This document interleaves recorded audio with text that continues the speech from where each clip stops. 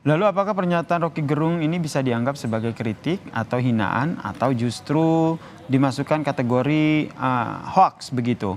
Lantas bagaimana mendudukan hukum dalam kasus ini? Kita bahas bersama dengan pengamat hukum pidana dari Universitas Pelita Harapan, Bang Jamin Ginting yang telah bergabung di Kompas Malam. Salam sehat, Bang Jamin. Salam sehat, Bang Ray. Bang Jamin, jadi kalau kita berbicara soal penghinaan ini, karena ini masuk delik aduan, itu berarti sudah harusnya memang korban yang melapor ya? Ini tidak bisa terbantahkan lagi ya?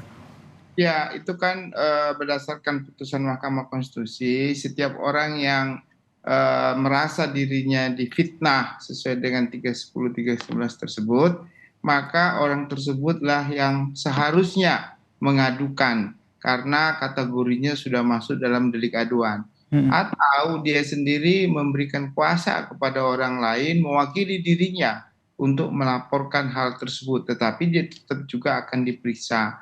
Nah, dalam hal ini dengan penyebutan nama Jokowi sebagai suatu presiden, maka Pak Jokowi sendiri yang seharusnya melaporkan adanya penghinaan ini, demikian. Baik, kemudian konstruksi hukumnya akhirnya dirubah, bisa dikatakan seperti itu. DPP PDI Perjuangan pun akhirnya melaporkan dengan dugaan penghinaan, ada unsur fitnah dan unsur sara di situ. Anda melihatnya seperti apa kalau kasus ini dibawa ke unsur seperti itu? Nah, kalau terkait tentang adanya eh, pemberian berita bohong atau pemberian suatu keterangan yang tidak benar terkait tentang sara, agama dan golongan tertentu, maka harus dipastikan dulu apakah golongan mana yang dicemarkan dengan kata tersebut, atau agama mana yang dicemarkan, atau pihak-pihak mana yang merasa tercemar. Dan itu harus ada ahli yang harus menilai kalimat kata demi kata tersebut sehingga kata demi kata tersebut menemukan unsur terkait dengan golongan tertentu yang dihina atau agama atau ras tertentu yang merasa dihina. Nah, dari situ nanti akan dikembangkan terkait dengan adanya ahli ya yang menerangkan bahwasanya ada ditemukan unsur-unsur tersebut sehingga pemidanaan itu muncul karena ada kegaduhan.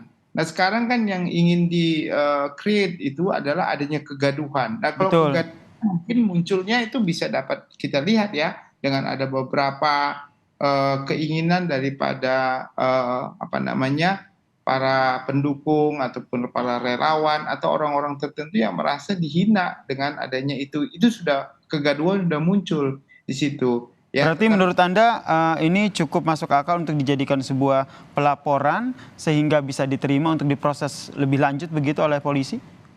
Kalau seluruh Indonesia dan golongan-golongan merasa ada hal yang mengganggu ya, kemarin ada dari adat penetua adat yang merasa sudah memberikan apa namanya penghormatan sebagai ketua adat begitu ya, dan itu dianggap sebagai suatu hal lekat dalam diri dia mengganggu adat orang tersebut.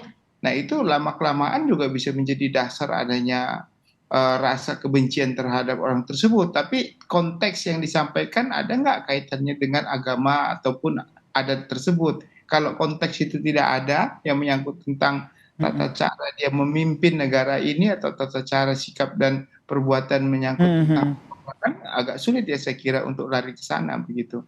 Bang Jamin, berarti kalau kita biar lebih sederhana memaknainya, biar kita paham sama-sama. Berarti jika ada unsur sara yang memicu kegaduhan dan keonaran, ini bisa masuk dalam delik pidana, bisa diproses hukum?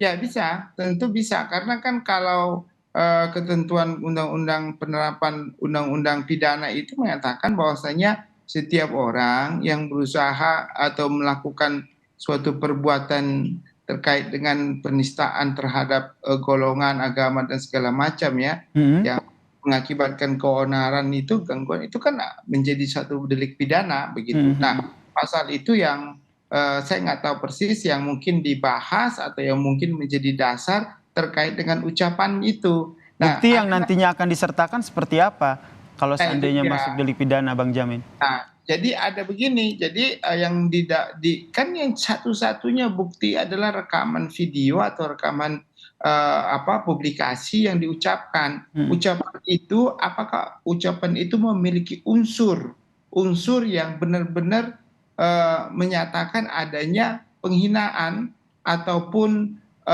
pencemaran terhadap ras, golongan, dan agama tertentu begitu. Yang berujung pada timbulnya kegaduhan ataupun keonaran itu ya? Ya, makanya saya katakan Tuhan kan sudah mulai ada ini ya, riak-riak sana sini. Cuma siapa, golongan yang mana, agama yang mana yang dilecehkan atau yang dibuat menjadi tercemar, itu aja dulu dibuktikan. Itu dulu yang harus dibuktikan ya, sehingga proses hukumnya pun kedepannya itu jelas begitu, sehingga kita masyarakat juga tidak bisa menerka ataupun bingung begitu dengan kejadian ini. Terima kasih Pakar Hukum Pidana Universitas Pelita Harapan, Zamin Ginting, telah memberikan pemahaman dan juga perspektif terkait dengan kasus ini.